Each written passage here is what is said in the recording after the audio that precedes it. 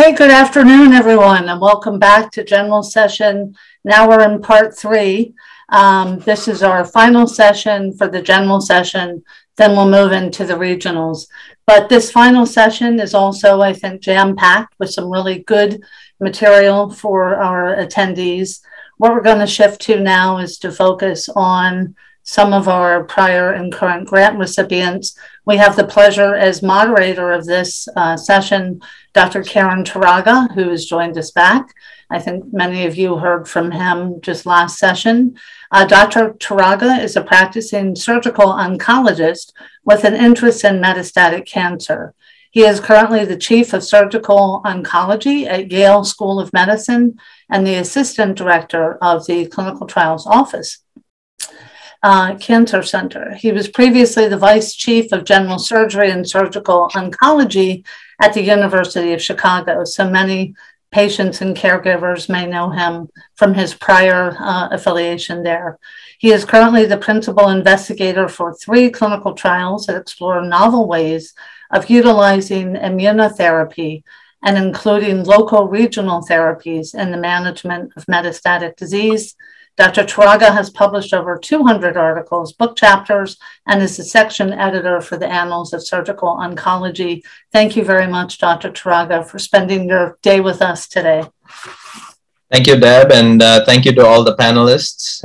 This is probably the most exciting session, I think, even though I spoke in one of the others and attended the other one as well.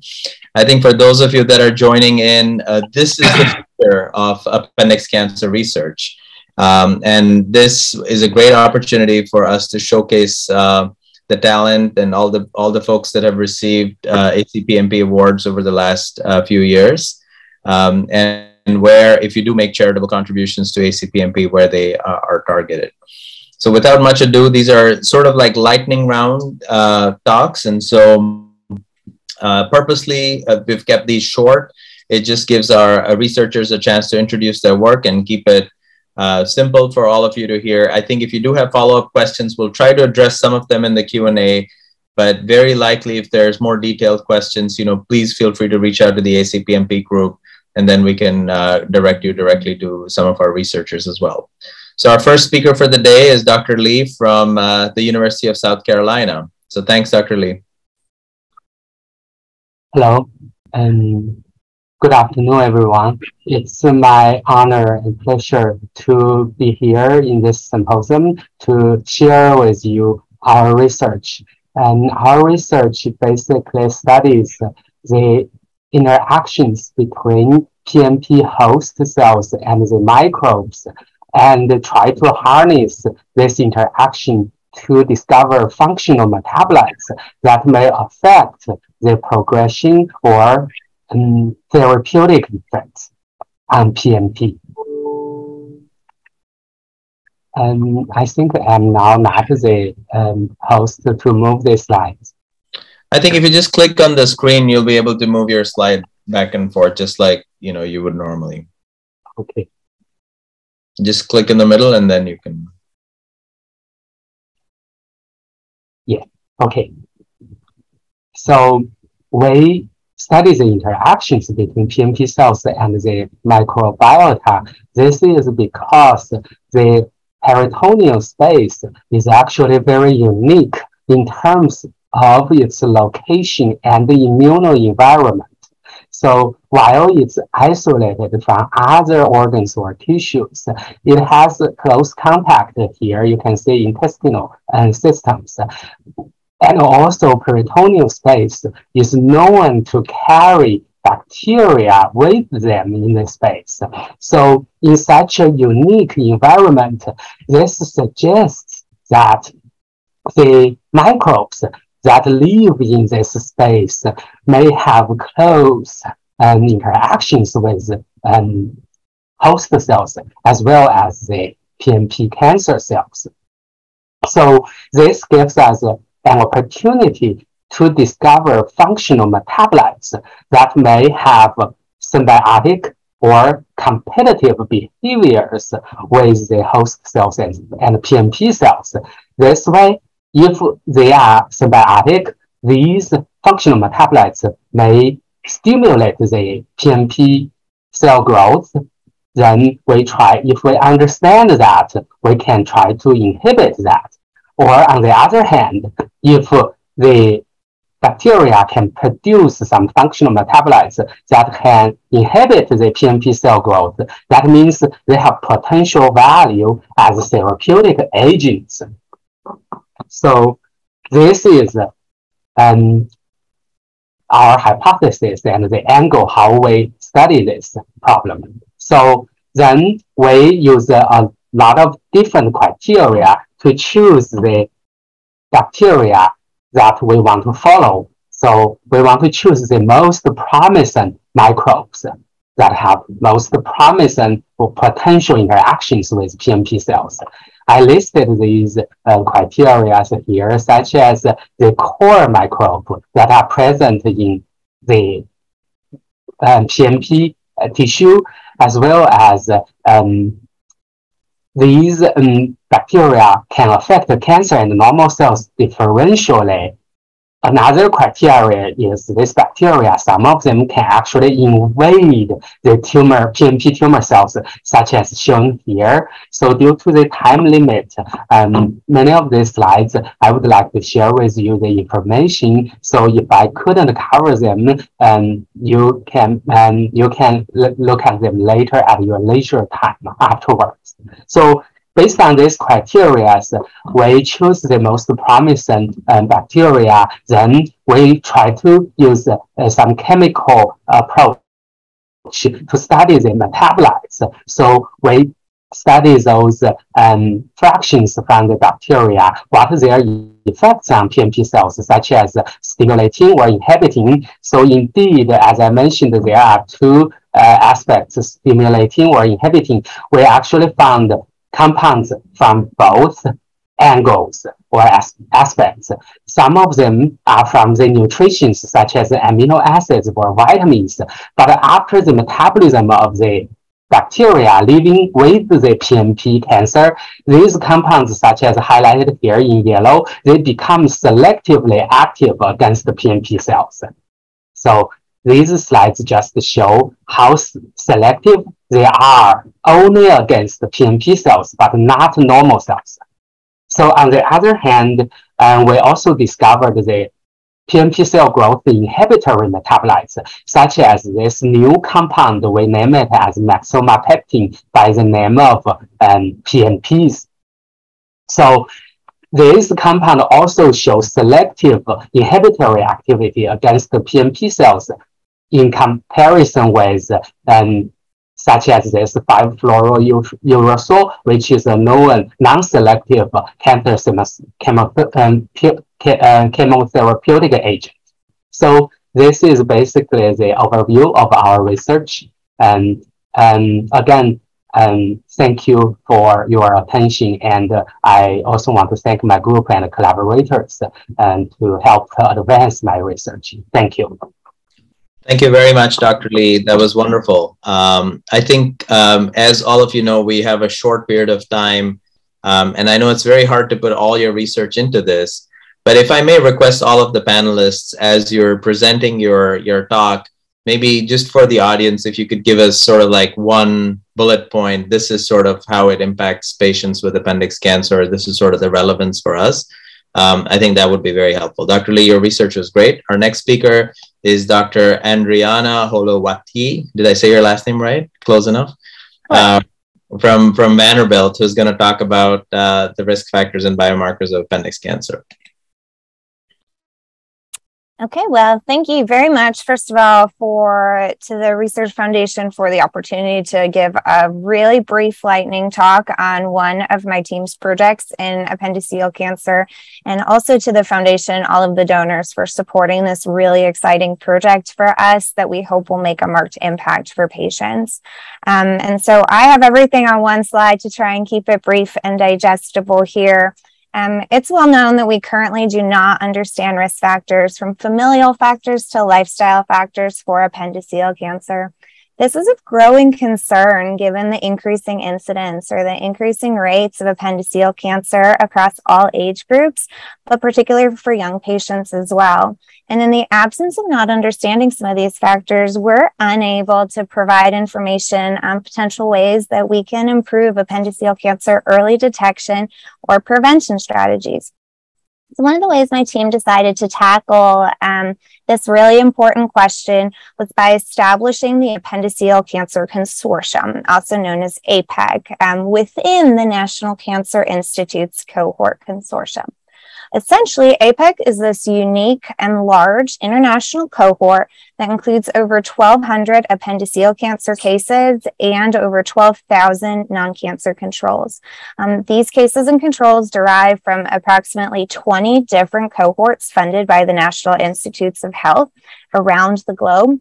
And one of the advantages to this unique strategy is that we're able to leverage all of these large cohorts and harness their powers so that we have a large number of appendix cancer cases, which we could not do with just one individual cohort.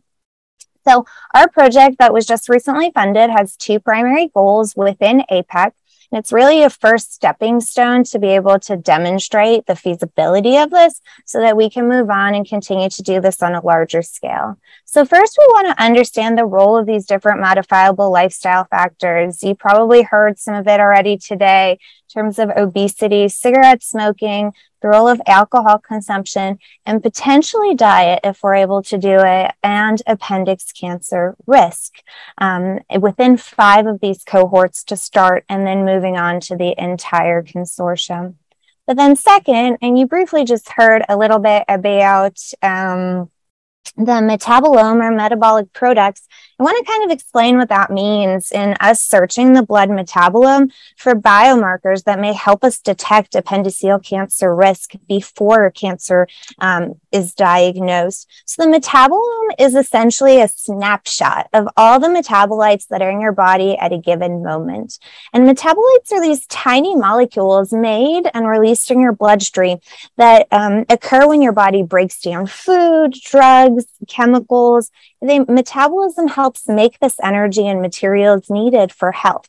And so metabolomics is a really good way to understand whole body activity and possibly also disease. So we're really interested in searching the blood metabolome for some novel biomarkers of appendix cancer risk by doing this in some of our appendiceal cancer cases, as well as non-cancer controls. Now, I've pointed here that we're going to do this in samples collected prior to any cancer diagnosis.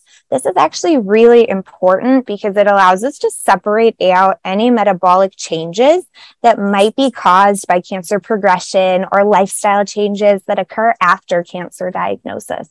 So this approach really allows us to harness this unique cohort consortium structure in APPECC to help move the needle in both identifying risk factors and biomarkers of appendiceal cancer. And overall, what's the big picture impact? How does this affect patients? We hope that our results will provide us with novel information to start guiding the development of some prevention and early detection strategies on a population level and throughout communities overall. So again, this is just the real 2-second overview, or I guess 5-minute overview. I'm always available and happy to answer any additional questions through the foundation or reaching out to me. And again, thank you for this wonderful opportunity to highlight our exciting and ongoing research. Thank you so much. That was wonderful. And I look forward to the Q&A session later today. Our next speaker is one of my good friends, Dr. Sean Deneen from the Moffitt Cancer Center. Great. Thank you very much for the opportunity to speak today, and it's humbling to be amongst a group of such distinguished speakers. And so I will take the opportunity to talk about our grant, which we're getting started on, the characterization of the axial Gas6 pathway in the progression of appendiceal adenocarcinoma. And if I just click.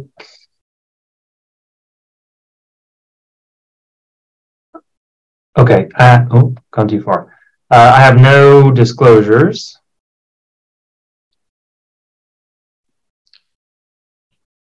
Try to use the back key, Sean. We saw your whole presentation. All right. Yeah, I'm done. There you go. I kept it under 5 minutes for you. All right. Let's see if this works better now. So, all right. I have no disclosures.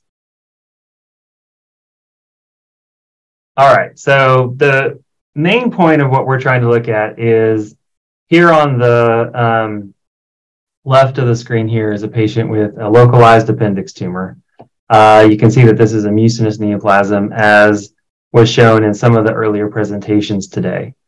If we can identify or treat a patient at this stage, then it's fairly straightforward. However, we know that many of these will progress to this, and it's this process of this transformation to this where the patient moves from a fairly treatable disease to one that requires the extensive cytoreduction and APPECC that we've talked a lot about today. And so if we think about that mechanism, I think some of that is still not well characterized, exactly how that process occurs. Okay, so this is the picture that I like to think about in the middle of a long APPECC. And essentially, this is to remind us that the peritoneum is a place. And it's not quite this friendly, and sometimes it may be more hostile. But if we think of the peritoneum as a destination for tumors to travel to or metastasize to, I think it helps us to understand the context of this transformation of metastatic progression. We think of this, I think, more naturally as the liver being a site of metastatic disease or the lung being a site of metastatic disease. I think we consider the peritoneum as a destination like this less often. And so part of what we're trying to do is help to characterize this a bit better. Some of the talks that you've heard so far, I think, are also doing that in a nice way.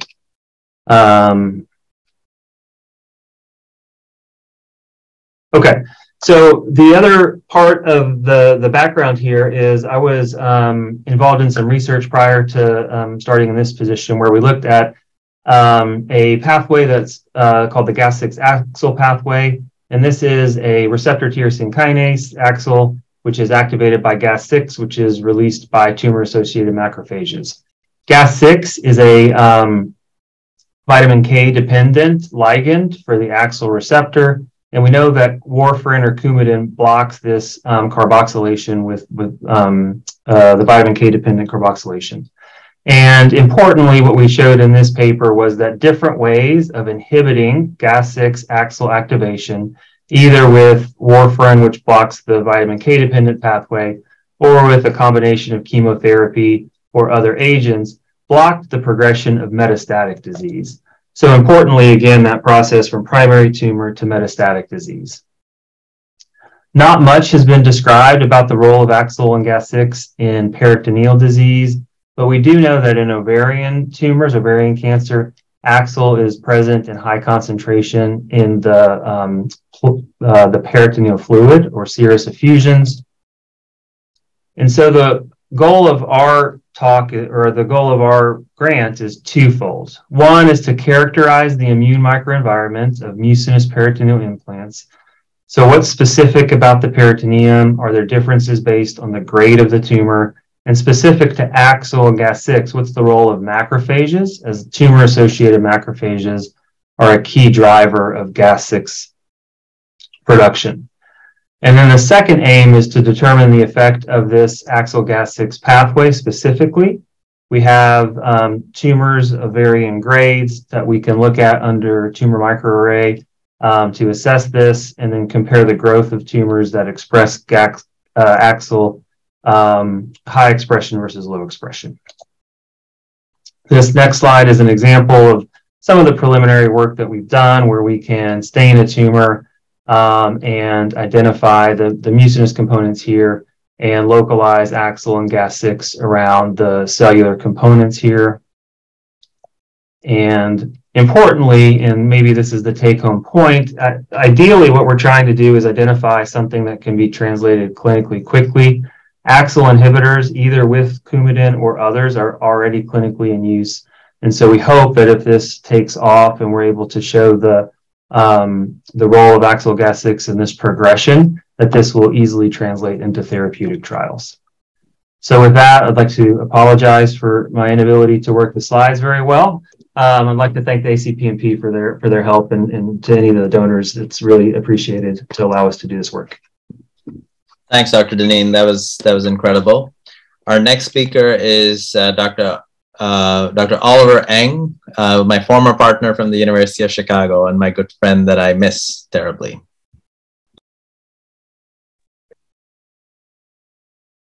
Thanks, Dr. Turaga, for the wonderful introduction. I see many friends here, and so it's great to see you all again. I saw some of you, I think, last week, and I even see many of my former patients logged on as well. So I wish you all the best, and I'm glad you're doing well, and please feel free to reach at any time. So I'd like to thank the ACPMP for this opportunity to talk about our research and assessing the genetic landscape of peritoneal metastases from high-grade appendiceal neoplasms, and I'm also similarly having some technical difficulties. Okay, I think I've got it. So challenges of high-grade tumors, and this is something that's been talked about, in various forums and this symposium as well.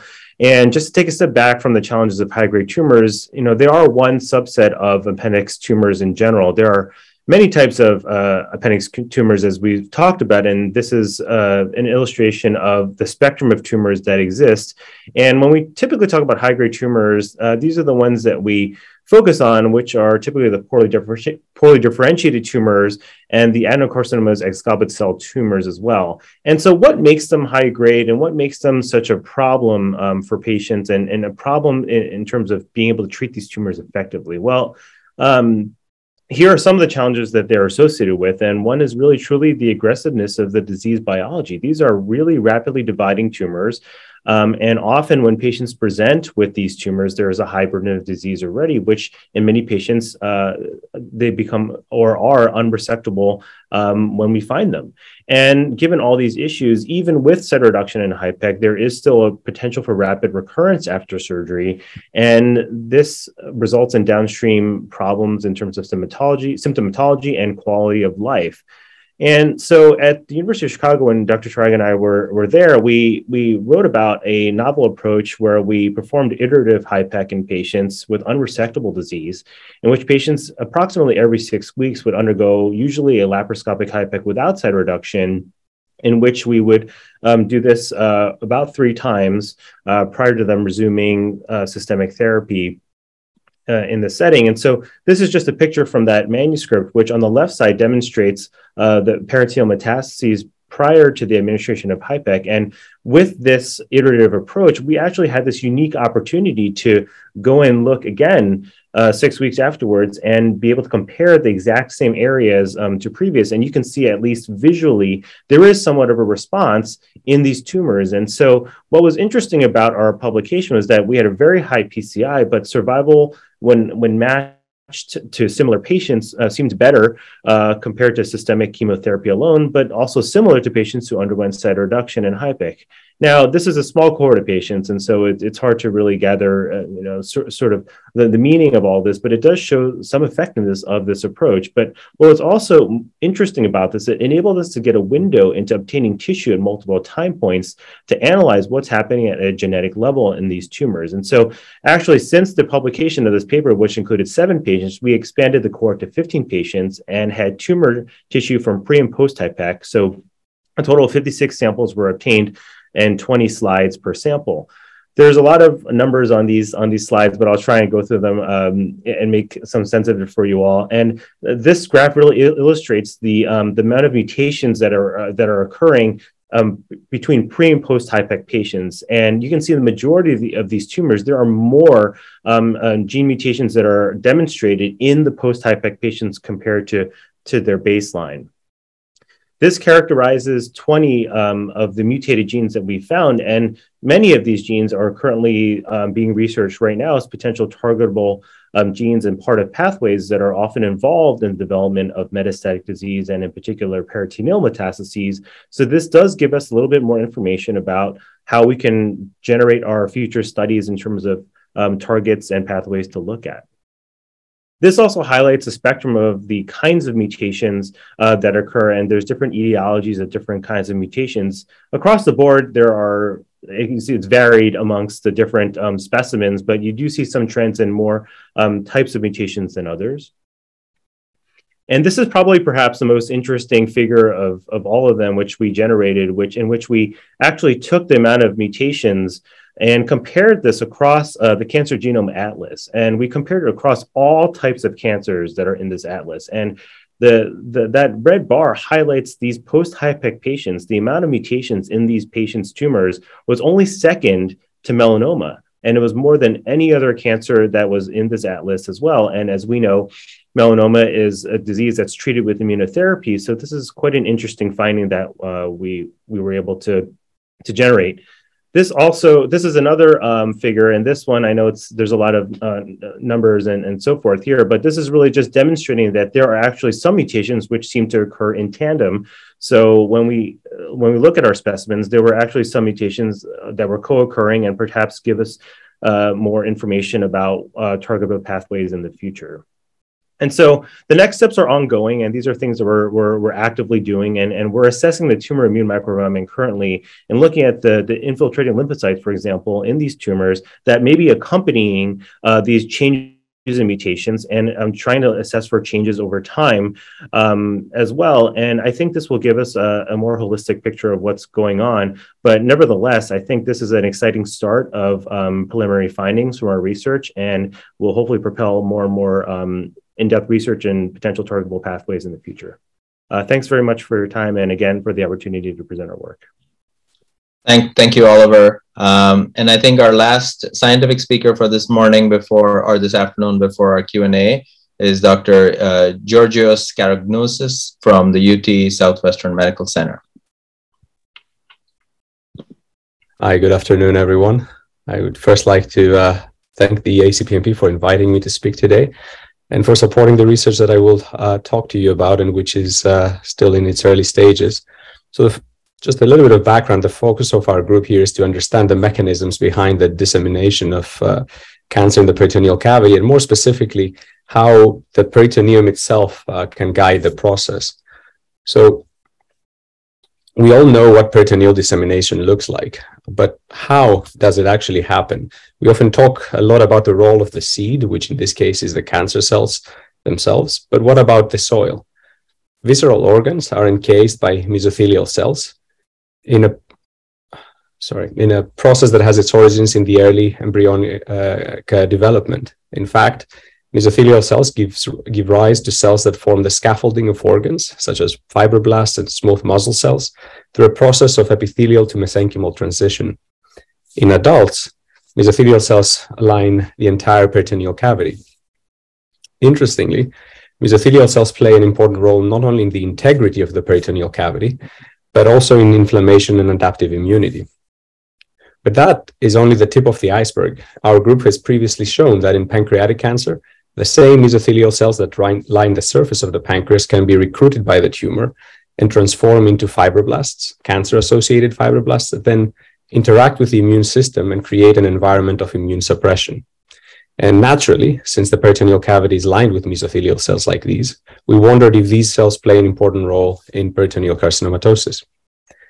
WT1 is a marker of mesothelial cells that is found in cells of both in mice and in human specimens. And maybe some of you recognize that from pathology reports, where any time that malignant peritoneal mesothelioma is in the differential diagnosis, WT1 can be a good marker to identify mesothelial cells. Now, it is still unknown, though, what happens to these mesothelial cells in the context of peritoneal spread. And in our case, we hypothesize that they contribute to this tumor microenvironment that my colleagues have discussed in the prior talks, in the same way that what we see in pancreatic adenocarcinoma. So we performed immunohistochemistry to look for that same marker, WT1, in a panel of peritoneal metastases from GI tumors, and saw that tumors had a variable populations of WT1 cells. So some patients, some tumors, like the one you can see on the left, had few to no WT1 cells in the stroma, and some others, like the one on the right, patient 3, had a very large population of these cells. We then used several other markers to confirm that these were indeed fibroblasts, and separated them from other common fibroblast populations that exist inside the tumor microenvironment. And ultimately, we classified peritoneal metastases in essentially 3 categories with regards to how many of those WT1 positive cells they had. I should also say here that we termed these WT1 cells mesocafs because they were cancer-associated fibroblasts coming from mesothelial cells, and we thought that saying that whole mouthful every time we have to discuss about them is too much. So we classified them into low, intermediate, and high, just visually.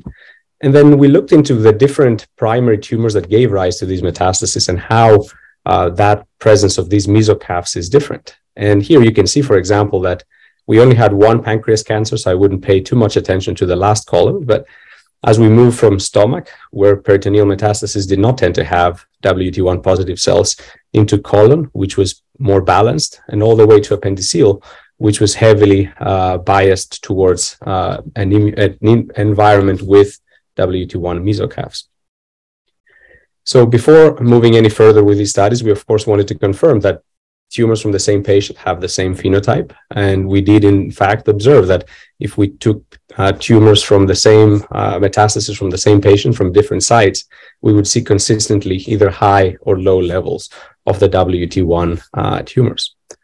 So now our next steps, which are currently ongoing, as I mentioned, are aimed at identifying the differences between mesocaf high and mesocaf low tumors. And given that colon cancer had the greatest range and more variation between patients in our cohort, we selected 4 patients with mesocaf high tumors and 4 with mesocaf low tumors to further study and compare the characteristics. And here I wanted to mention that we've already started to get a sense that these appear different just on account of the pathology reports that were accompanying these patients, but it is too soon to tell whether this will be in fact the main difference between those patients will be histopathologic findings that are commonly seen. Now, to analyze these samples and to compare the 2 different groups, we're using a technique called spatial transcriptomic, which allows us to see what genes are expressed in specific cell populations in samples that we've previously labeled.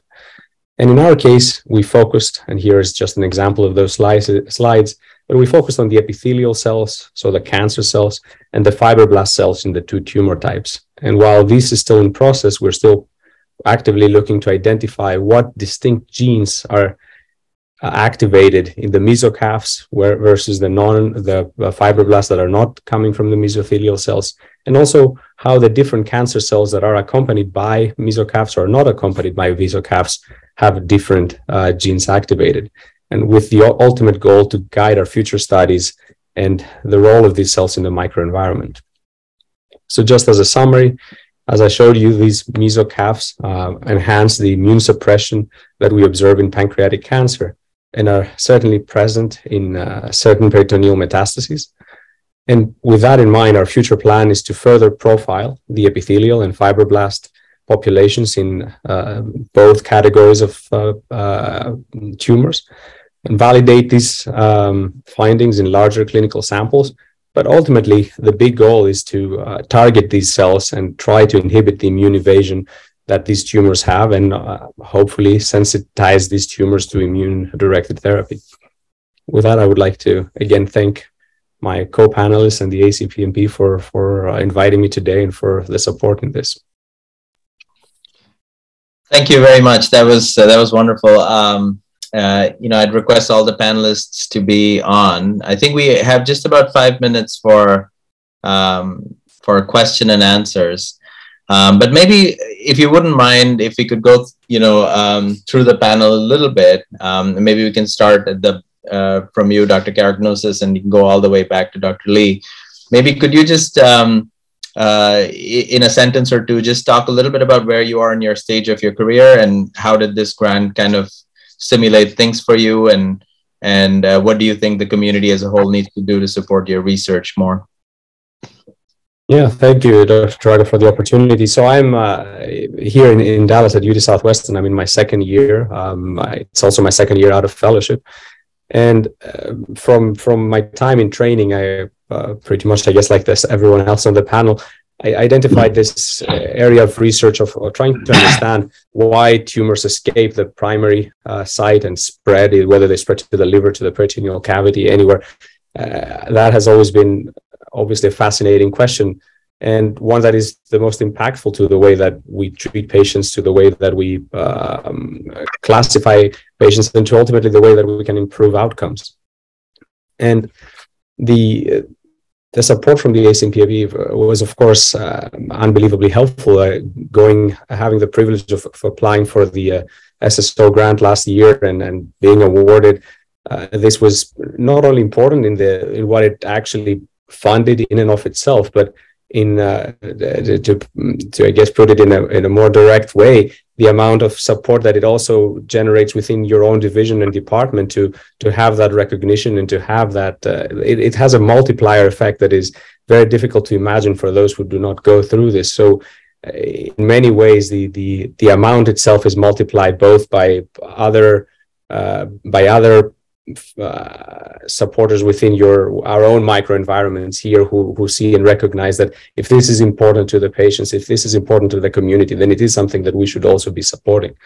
And if I can say one thing that I feel that the support that can come from the group would be nothing more than having the opportunity for all of us to know each other and be in touch and kind of cross-pollinate our own research interests and move them forward. I think that is far beyond anything I could hope.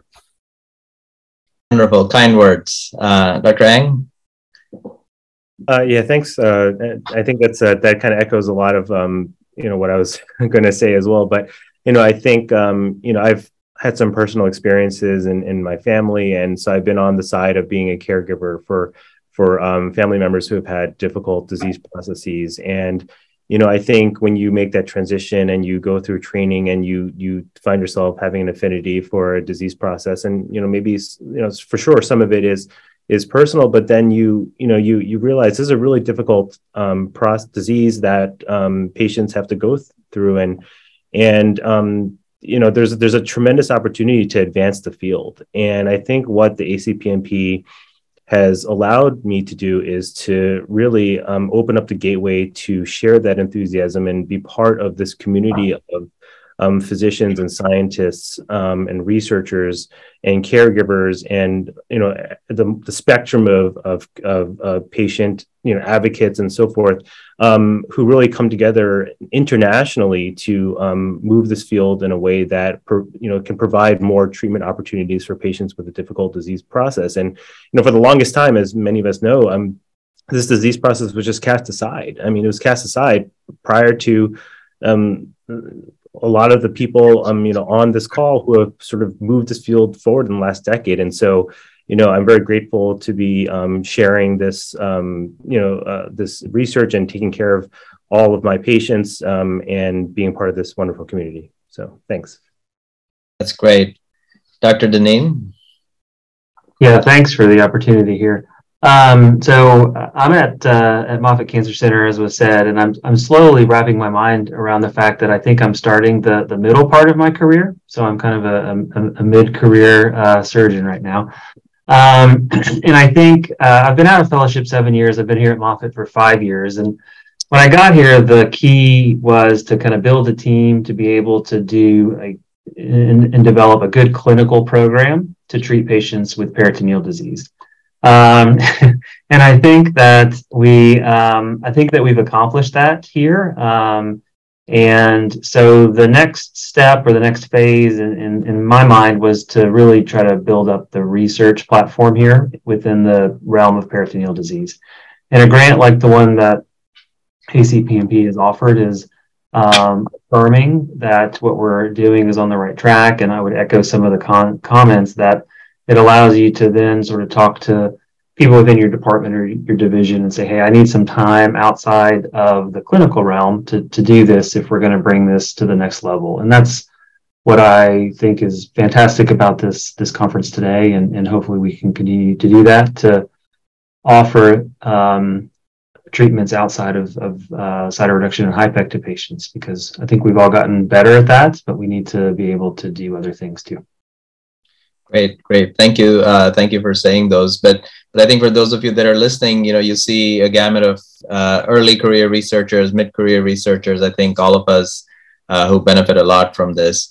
Next, Dr. Holovati, maybe if you could tell us, so Dr. Holovati and Dr. Lee are both PhD scientists. And so maybe tell us a little bit about, how you got engaged with ACPMP and what could it do better?